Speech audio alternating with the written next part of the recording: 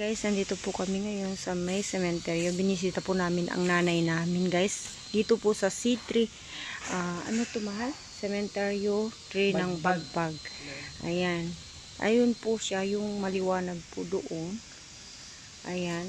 Bumalik lang po kami dito sa labas para hintayin po namin yung kapatid ko si James. Wala pa siya. Kami lang yung dumadalaw ng gabi. Kawawa naman yung isang yung nakakulong. Saan? Ayun, no? Bakit kinulong nilang ganyan? Ibig sabihin na ayaw nilang ipagalaw.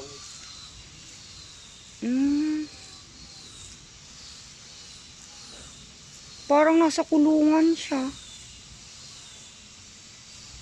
May padla para hindi manahaw yung mga ilalagay nila.